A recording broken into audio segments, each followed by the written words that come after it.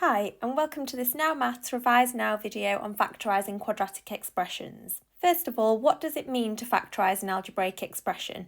Well, it means that we need to use factors to put the expression into brackets. In this video in particular, we'll focus on expressions that can be factorised into double brackets. So let's have a look at the question on the left-hand side first. So we need to factorise this expression fully. The way that we can tell that this quadratic is going to factorise into double brackets rather than single bracket is that there is no number greater than 1 that goes into all three terms. To start with, in our double brackets, we're going to put an x in the front of each, since if we were to imagine expanding these brackets out, x multiplied by x would give us x squared. Now to work out what else needs to go in the brackets, we need to find two numbers that multiply together to make positive 12 and add together to make positive 8. In order to find the two numbers, I'm going to start by listing the numbers that multiply to give positive 12. So we could have 1 multiplied by 12, 2 multiplied by 6, or 3 multiplied by 4. Out of these pairs, the only pair which add to give positive 8 are 2 and 6. So in the ends of our brackets, we're going to write 2 in one and 6 in the other. And since 2 and 6 are both positive, it's going to be plus 2 and plus 6. Now, just to check that we've definitely got this correct, we can expand the double brackets out and check that we get what we first started with. So multiplying x by x is going to give us x squared. Then multiplying x by 6 is going to give us 6x. Then multiplying 2 by x gives us 2x. And finally multiplying 2 by 6 gives us 12.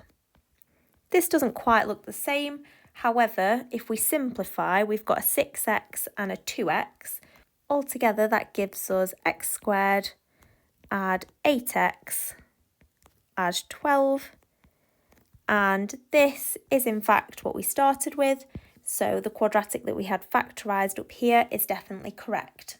And I'll just take this opportunity to point out that if you had written these brackets in the other order, so x plus 6 first, followed by x plus 2 second, this would also be correct since the brackets are being multiplied together and multiplication is commutative, so it doesn't matter which way round you write it. Now let's take a look at the question on the right-hand side. Again, with this question, we know we're going to factorise this into double brackets, and the reason is because the three terms don't share any common factors that are greater than 1. Similar to last time, we're going to put an x in the front of each bracket, since if we were to imagine expanding these out, x multiplied by x would give us x squared. Now to figure out what goes in the end of each bracket, exactly the same as last time, we need to look for two numbers that multiply, this time to give us negative 30, and add to give us positive 7. Now to start looking for these numbers, we're going to list the numbers that multiply to give negative 30. In order for two numbers to multiply to give a negative answer, we need one of the numbers to be negative and the other to be positive. So we could have negative 1 multiplied by 30, for example, or negative 30 multiplied by 1. We could have negative 2 multiplied by 15, or negative 15 multiplied by 2. We could have negative 3 multiplied by 10, or negative 10 multiplied by 3, negative 5 multiplied by 6, or finally negative 6 multiplied by 5. Out of all of the pairs we've just listed, the only pair which add to give positive 7 is going to be negative 3 and 10.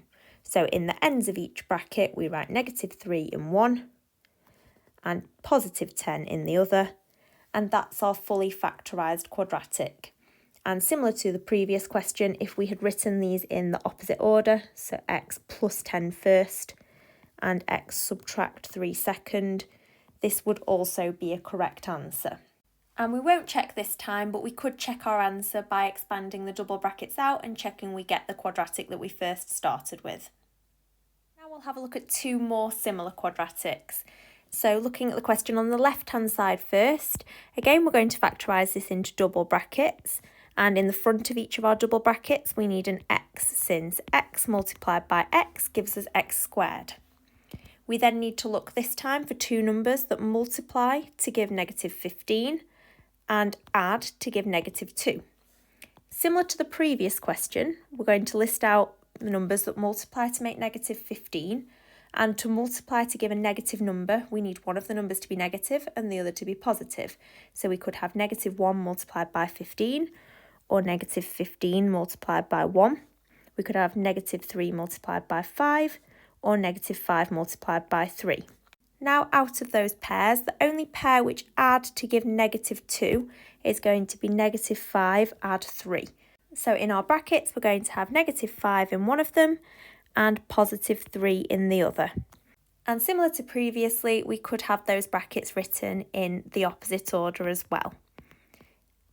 And this is our fully factorised quadratic. Now for one final question, we'll take a look at the question on the right hand side. Again, this is going to factorise into double brackets. And we need an x in the front of each bracket, since x multiplied by x gives us our x squared. This time we need to look for two numbers that multiply together to give +9 and add together to give -6. In order to multiply together to make +9, we're either going to be looking for two positive numbers or two negative numbers. Given that the two numbers have to add together to give us -6, it's going to have to be two negative numbers. So we could have -1 multiplied by -9 or -3 multiplied by -3. And they are the only pairs of two negative numbers that multiply to make +9. Out of those pairs, the only pair which add to give -6 is going to be -3 and -3. So in the end of each of our brackets, we'll have -3 in each. And this time, if we were to write these brackets in the opposite order, we would have the exact same answer again. However, when this happens, we can actually shorten our answer, and we could write this as x subtract 3 all squared, since what's in the bracket is being multiplied by itself, which is the same as being squared. Thank you so much for watching this Now Maths video. If you need more help with this topic, please find our in-depth video linked below. See you next time.